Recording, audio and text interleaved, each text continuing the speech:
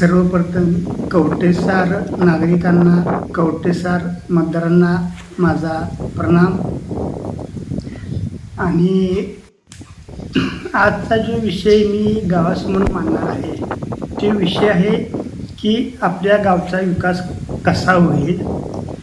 त्याच्या अगोदर प्रथमतः मला जो बोलण्याचा अधिकार दिला आहे तर तो मला अधिकार कायद्याने दिला आहे. आणि ते जो कायदा लिहिणारे कोण आहेत तर आपल्या ते संविधानाचे शिल्पकार डॉक्टर बाबासाहेब आंबेडकर यांना माझा प्रथमतः सलाम. आज समजा हे जरी मी उत्तर कोरियामध्ये बोललो असतो तर माझा व्हिडिओ चालू असतानाच मला फासावर लटकवलं असं कुठं. आणि खरोखर मला जो डॉक्टर बाबासाहेब आणि जो अधिकार दिला आहे त्याबद्दल मी त्यांना शतशः प्रणाम करतो. आणि आजचा विषय आहे की आपल्या कवठेसार गावचा विकास कसा होईल. तुम्हाला सांगतो, आज जर आपल्या गावचा विकास व्हायचा असेल तर येणाऱ्या निवडणुकीमध्ये लोकांना बलिदान दिलं पाहिजे, त्याग केला पाहिजे, तरच ते घडणार आहे, अन्यथा ते घडणार नाही. तर ह्याचं कारण तुम्हाला मी सांगतो. आज आपला भारत देश स्वतंत्र झाला, हा स्वातंत्र्य काय उगाच झालं नाही. तर तुम्हाला सांगतो त्यासाठी गांधींनी भरपूर प्रयत्न केले आहेत.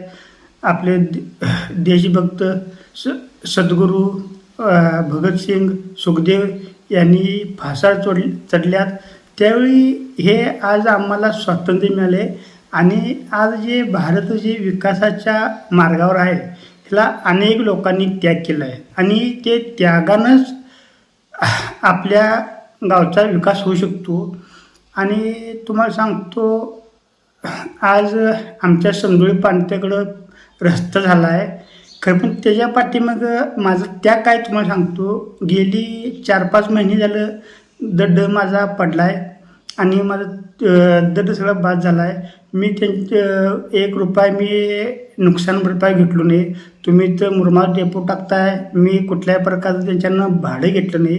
कारण मला माहीत होतं आज माझं दड्ड बाद झालं तर मला चालेल, खरं पण माझ्या त्यागानं काय होतं, अनेक लोकांचा मार्ग मोकळा होणार होता, अनेक लोकांना सुख लागणार होतं, हे मला माहीत होतं. तुम्हाला सांगतो, मला नाना आणि दिलीपने काय म्हटले, चंगू तुझं दड्ड आम्हाला दे. मी म्हटलं नाना घ्या म्हटलं.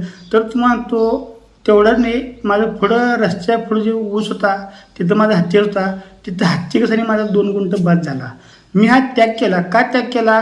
बाबा माझ्या त्यागानं गावचं कल्याण होत असेल तर मला त्याग करण्यात काय अडचण नाही. आणि तुम्ही ते वर जे व्हिडिओ बघत आहे तो माझ्या दड्डाचा व्हिडिओ आहे. आणि ती विषय एवढा थांबला नाही. माझ्याकडे 4 जनावर होतीच. मग मला वैरणची कमतरता पडली. मी 2 जनावरे विकून टाकलो. का असून देईल, जनावर आज उद्या घेता येतील, का अडचण नाही. बरं, दड्डाचे योगा काय आमचा वापरणार काय 5-6 महिने वापरतील, 5-6 महिने आणि परत मला तयार करता येईल. हा माझ्या पुढं दूरदृष्टी होती. आणि त्याच्यामुळेच आज तो रस्त्याला म्हणा काम करण्यास सोपं झालं. असं तुमची त्यागाची भूमिका पाहिजे, तेव्हा ते गावचं काम होणार आहे. आज तुम्हाला तो येणाऱ्या निवडणुकीमध्ये देखील लोकांनी एक पोल मागे घेतलं पाहिजे, थांबलं पाहिजे, चांगल्या लोकांना संधी दिली पाहिजे. तर जर चांगले लोक सत्तेत बसलीत तरच गावचा विकास होणार आहे, अन्यथा गावचा विकास होणार नाही. आज आपल्या गावात काय होतं आहे, आम्हाला काय विचारले, आम्ही असले सगळे विषय आहे, आमच्या घरात कोण आलेच नाहीत, आम्हाला कोण विचारलेच नाही, हे असले जे विषय होते हे खरोखर तुम्हाला सांगतो धोकादायक विचार आहेत. आज लोक तुम्हाला सांगतो गावात नसतात, कारण निवडणुकाला आल्या म्हणजे त्याचं आधीच बोर्ड नसतात. तुम्हाला सांगतो ही जी प्रवृत्ती आहे हे गावच्या विकासासाठी कुठेतरी धोकादायक आहे. आणि प्रथम तुम्हाला सांगतो, आज आम्ही बघितले, आम्ही कोणाकोणाला निवडून गेले, त्यांनी कोण काय किती काम केले आम्हाला माहिती आहे. आम्हाला त्यांना काय बोलायचं नाही, ठीक आहे, ते त्यांचा वैयक्तिक प्रश्न आहे. खरं पण कसं आहे, येणाऱ्या निवडणुकीमध्ये असं होऊ नये. नुकसान पण आमचंच आहे, फायदा पण आपलाच आहे. आणि हे होता कामा नये. तर तुम्ही विषय समजून घ्या. आणि यंदा कालची गावासाठी माझ्या 5 योजना आहेत. त्या 5 योजना मी गावात आणणार आहे. भले त्याला 3-4 महिने अवकाश आहे, खरं पण योजना हे पूर्णपणे मी आणायचा प्रयत्न करणार आहे. आणि एक तुम्हाला सांगतो, ऐकून घ्या. ज्यावेळी सुरुवातीला रस्ता करत होता त्यावेळी एकरी 4-4 हजार रुपये वर्गणी काढली. का काढली? लोकांनी वर्गणी काय दिली तुम्हाला सांगतो. ते लोकांनी 4-4 हजार रुपये दिलं नसतं तर तुम्हाला सांगतो तिथं सुरुवातीला मुरुम पडला नसता, रस्ता झाला नसता. आज समजा तो रोजगार हमीतनं रस्ता झाला आहे. आज समजा जर रोजगार हमीतनं रस्ता झालाच नसता तर विषय समजून घ्या. लोकांनी 4-4 रुपये दिलं, रस्ता तिथं आमच्या मळेपर्यंत गेला. लोकांनी ते 4-4 हजार काय केले, त्याग केले, बलिदान केलेत. तुम्हाला सांगतो ते 4 रुपये त्यांना परत मिळाल्यात. कसं परत मिळाल्यात तर त्या रस्त्याच्या रूपानं. ही तुमची त्यागाची भूमिका पाहिजे, हे तुमचं बलिदान द्यायचं योगदान पाहिजे. आम्ही असं म्हणत नाही की स्वातंत्र्यपूर्व काळ जो लोकांनी आपला जीव दिला आहे, आम्हाला काय जीव द्यायचा नाही. फक्त येण्या निवडणुकीमध्ये एक पण माग घ्यायचा आहे, चांगल्या लोकांना पुढं करायचं आहे. आमच्या घरात कोणतं पाहिजे, आम्ही काय कमी आहे काय, तुझं घर बी वागू दे बाबा. इथं गावचा विकासाचा विषय आहे आणि तुझं काय घरली चांगलं असलं नाही, तू स्वतः निवडणूक लाव आणि निवडून ये, आमची काय अडचण नाही. असा विषय आहे. तुम्हाला सांगतो तुमचा इगो बाजूला ठेवला पाहिजे आणि तरच गावचा विकास होणार आहे. आज तुम्हाला सांगतो येणाऱ्या निवडणुकीमध्ये माझ्याकडं एक व्यक्तिमत्व आहे. तर ते व्यक्तिमत्व तुम्हाला सांगतो त्या व्यक्तीबद्दल मी बोलणार आहे. आणि गावाने त्या व्यक्तीचा विचार करावा आणि काय विचार करावा ते पण तुम्हाला मी पटवून सांगत आहे. तर तुम्हाला सांगतो आज खरोखर रावसाहेब भोकरे या व्यक्तीचा गाववाल्यांनी विचार करावा. काय विचार करावा हे कारण तुम्हाला सांगतो.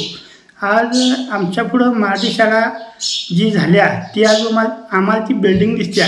खरं पण त्याच्या मागचं योगदान तुम्हाला तो राहुल भोकरे यांनी मुंबईला गेले, ते आपले वाले गुरुजी होते त्यांना भेटले, त्यांच्याने फिरले, गावातून वर्गणी गोळा केले. त्या प्रत्येक कामात त्यांनी होते आणि त्या कामासाठी त्यांचं फार मोठं योगदान आहे. आज त्या शाळेमध्ये गावची मुलं शिकायल्यात. आज कुठल्या ना कुठल्या घरातील व्यक्ती त्या शाळेमध्ये आहे आणि तुम्हाला त्या मागं राहुल भोकरे यांचं योगदान फार मोठं आहे. त्यांची 7-8 एकर शेती सोडून मुंबईमध्ये 5-5 दिवस 7-7 दिवस राहायला लागत होतं. ते पण खर्चाला तीन जात होती. आज तुमच्या घरातील मुलं त्या बिल्डिंगमध्ये शिकत आहेत. आज प्रत्यक्षरित्या तुमच्या घरात त्या बिल्डिंगचा त्या शाळेचा वापर झाला आहे. आणि खरोखर राहुल भोकरे यांचा लोकांनी विचार करावा आणि त्यांना येणाऱ्या निवडणुकीमध्ये त्यांना संधी द्यावं असं मी गावाला मी विनंती करतो. आणि काय विनंती करतो तर त्यांचं काम, ते जे शाळेचं जे काम आहे त्यामध्ये त्यांनी असं आहे. आणि मी पण त्यांना त्याबाबत चर्चा करणार आहे. कारण कसं आहे, आज आपल्या गावात प्रामुख्याने 2 पक्ष आहेत. त्यांनी कुठल्या पक्षाची बाजू धरतात ते पण बघायला पाहिजे. आमची काय विचारसरणी आहे ते पण त्यांना कळली पाहिजे. आणि खरोखर तुम्हाला सांगतो जर काय ह्या गावचा विकास व्हायचा असेल तर तुम्हाला त्याग केलं पाहिजे, थांबलं पाहिजे. आणि तुमच्या थांबण्यानं एखादी माणूस पुढं जात असला तर ते माणूस पुढं जाणार नाही, तर गावचं कल्याण होणार आहे हे समजून घ्या.